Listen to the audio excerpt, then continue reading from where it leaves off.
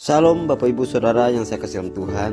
Puji nama Tuhan kalau semua kita dalam keadaan sehat, kuat dan dalam perlindungan Tuhan. Dan saya percaya ini semua bukan karena kuat dan gagahnya kita, tetapi ini semua oleh karena kebaikan Tuhan, oleh karena anugerah yang Tuhan berikan buat kita. Dan pada saat ini, hari ini adalah suatu hal yang sangat spesial bagi kita, karena kita masih diberikan Tuhan kesempatan untuk bisa beribadah, untuk bisa mendengarkan firman Tuhan, untuk bisa merenungkan firman Tuhan. Biarlah sebelum kita lebih jauh, mari kita bersatu dalam doa.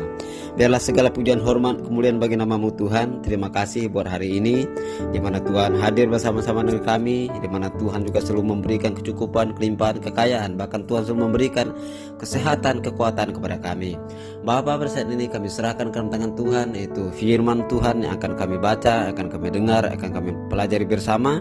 Biarlah Tuhan memberikan hikmat pengetahuan kepada kami, biar kami bisa mengerti, biar kami bisa memahami bahwa hanya firman Tuhanlah kekuatan kami, hanya firman Tuhanlah sukacita kami, hanya firman Tuhanlah kekayaan kami, dan hanya firman Tuhanlah penghiburan dan kehidupan kami, dan hanya firman Tuhanlah pengharapan bagi kami. Terima kasih Bapa, terima kasih Yesus. Kami serahkan firman-Mu hanya di dalam nama Tuhan Yesus. Kami telah berdoa dan mengucap syukur, haleluya, amin. Bapak Ibu Saudara yang saya kasihi Tuhan, hari ini kita akan belajar dari dalam Titus pasal yang kedua ayat 11 sampai 14. Saya akan membunyikan ayat firman Tuhan ini. Titus pasal yang kedua ayat yang 11 sampai 14. Karena kasih karunia Allah yang menyelamatkan semua manusia sudah nyata. Ia mendidik kita supaya kita meninggalkan kefasikan dan keinginan-keinginan duniawi, dan supaya kita hidup bijaksana, adil, beribadah di dalam dunia sekarang ini. Ayat yang 13, dengan menantikan penggenapan pengharapan kita yang penuh bahagia dan pernyataan kemuliaan Allah yang maha besar dan juru selamat kita Yesus Kristus. Ayat yang ke-14, yang telah menyerahkan dirinya bagi kita untuk membebaskan kita dari segala kejahatan dan untuk menguduskan bagi dirinya suatu umat kepunyaannya sendiri yang rajin berbuat baik. Bapak Ibu Saudara yang saya kasihi Tuhan, kalau kita lihat dari nas ini, apa yang bisa kita pelajari adalah, atau tema besarnya adalah kasih karunia Allah sudah nyata.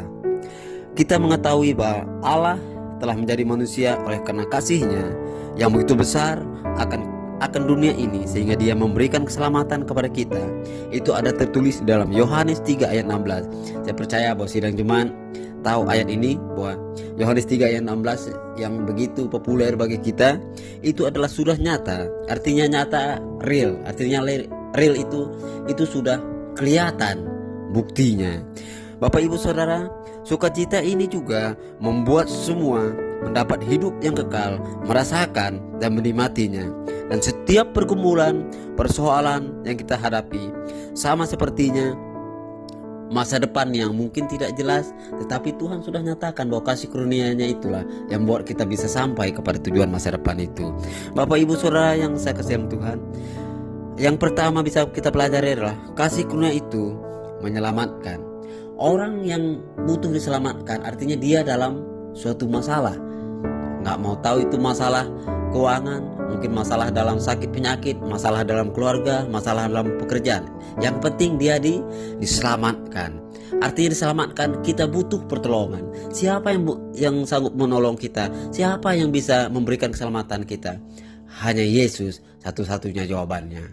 Kalau kita butuh kesehatan, datang kepada Yesus. Kalau kita butuh penyelamatan, datang kepada Yesus. Kalau kita butuh kekuatan yang ekstra, datang kepada Yesus. Dan kalau kita butuh kehidupan yang kekal, datang kepada Yesus.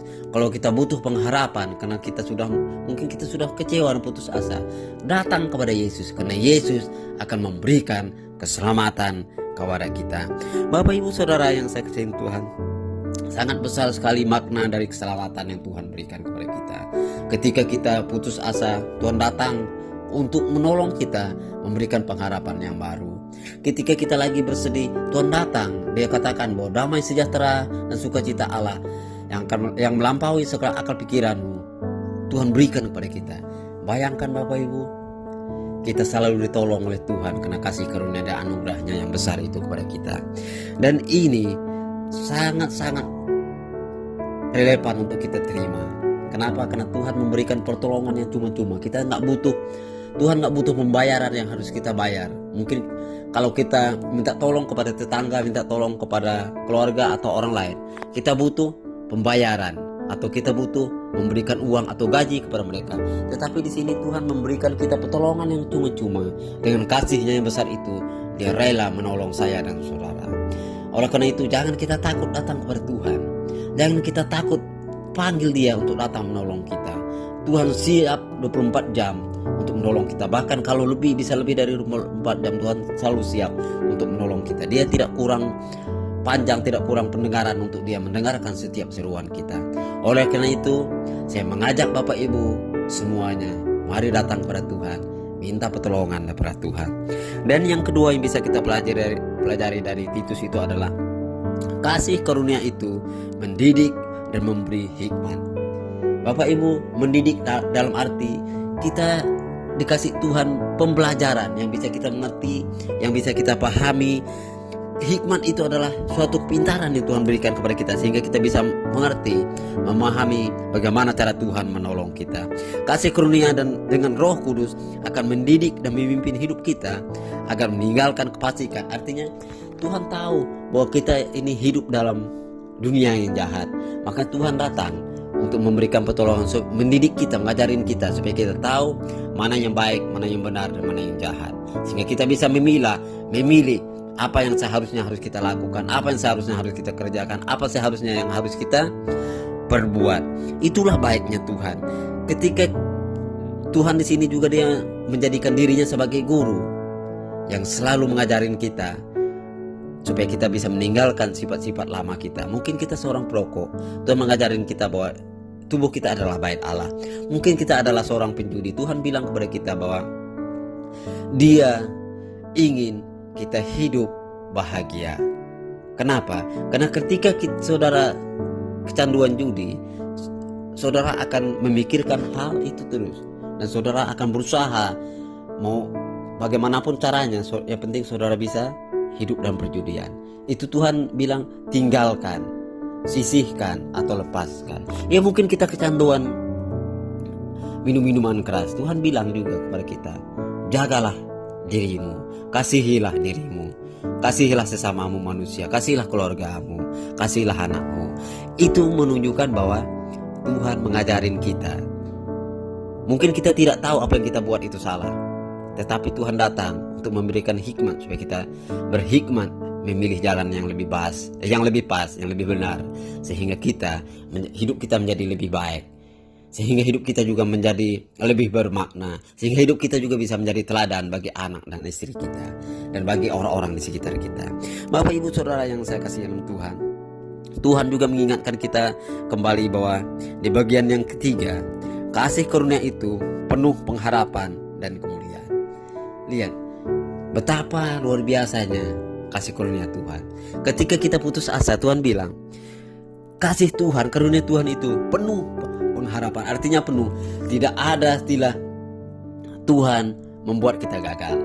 Artinya setiap ketika kita gagal, ketika kita putus asa, kalau kita datang kepada Tuhan, Tuhan akan tolong kita, memberikan pengharapan yang baru. Mungkin kita putus asa tidak mendapatkan pekerjaan, Tuhan akan memberikan pekerjaan yang sesuai dengan kriteria kita, dengan pilihannya Tuhan. Ketika Tuhan memilih sesuatu untuk kita, itu sudah pasti benar, baik, dan menentukan kebahagiaan bagi kita. Bapak Ibu Saudara, kemuliaan, artinya kemuliaan ketika kita melakukan sesuatu itu seperti untuk Tuhan, maka Tuhan akan mengangkatkan kita sehingga orang akan melihat betapa yang kita kerjakan itu adalah suatu hal yang baik. Sehingga ketika memimpin kita melihat, maka Dia akan mengangkatkan kita kembali kepada posisi yang lebih baik. Oleh karena itu, saya mengingatkan kita kembali, apapun yang kita kerjakan, kerjakanlah semuanya itu seperti untuk Tuhan. Kenapa? Karena kita bekerja untuk memuliakan Tuhan, bukan untuk memuliakan bos kita, bukan untuk memuliakan pemimpin kita, tetapi yang kita kerjakan itu untuk memuliakan nama Tuhan.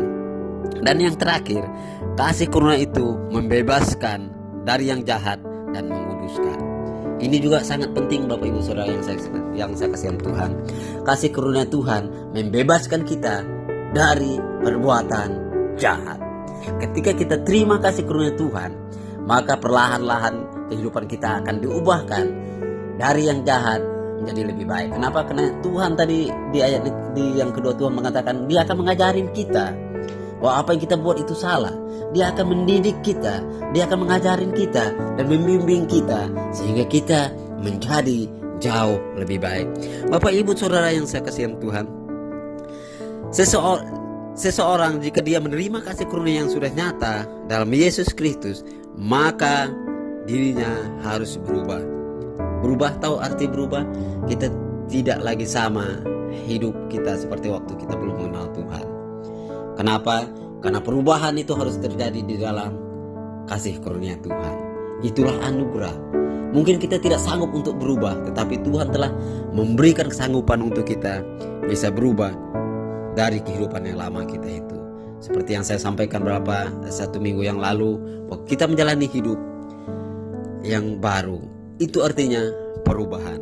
Bapak Ibu Saudara yang saya kasihi Tuhan, kesimpulan dari semuanya ini adalah marilah kita hidup istimewa di dalam Tuhan. Kenapa? Karena Tuhan telah membuat kita istimewa. Dia telah memilih kita, Dia telah mengangkat kita, Dia telah menentukan siapa diri kita, akan menjadi apa kita, pribadi lepas pribadi. Itu adalah suatu hak istimewa yang tidak seharusnya kita dapatkan. Tetapi karena kasih karunia Tuhan, Tuhan telah memilih saudara dan saya untuk menjadi anak kesayangannya, untuk menjadi ahli warisnya Tuhan, untuk menjadi orang yang Tuhan tentukan dari pemilihan-pemilihan itu. Bapak Ibu, kita tidak berjuang untuk menjadi anaknya Tuhan, tetapi Tuhan telah mati bagi kita dengan kasih-Nya, seperti di dalam Yohanes 3 ayat 16 itu. Karena kasih Tuhan begitu besar akan dunia ini sehingga Dia mati untuk kita. Dia pilih kita. Inilah anak yang kukasihi, kepadanya lah aku berkenan, kata Bapaknya kepada Tuhan. Dan Tuhan juga pilih hal yang sama, sehingga kita dipilih Tuhan dari berjuta-juta orang untuk menjadi hak warisnya Tuhan. Oleh karena itu, sekali lagi saya tekankan kepada kita, marilah kita menyadari betapa besarnya kasih karunia Tuhan di dalam kehidupan kita. Mari kita berdoa. Terima kasih Tuhan Yesus, terima kasih Roh Kudus, terima kasih Bapa buat anugerah-Mu yang begitu besar dalam kehidupan kami. Terima kasih atas firman-Mu yang bisa kami pelajari, yang bisa kami renungkan, yang bisa kami resapi pada saat ini. Biarlah firman-Mu hari ini menguatkan kami. Biarlah kasih anugerah-Mu hari ini memberikan pelajaran demi pelajaran kepada kami. Biarlah kami semakin hari, kami semakin tekun, taat, dan mengerti akan kasih karunia Tuhan dalam kehidupan kami. Mari kita angkat kedua tangan kita. Bapak Ibu Saudara yang saya kasihi Tuhan, berkat Abraham, Ishak dan Yakub, berkat kedamaian, ketenangan dan sukacita akan mengalir dalam kehidupan kita mulai daripada saat ini sampai Yesus datang yang kedua kali. Tuhan Yesus memberkati. Amin.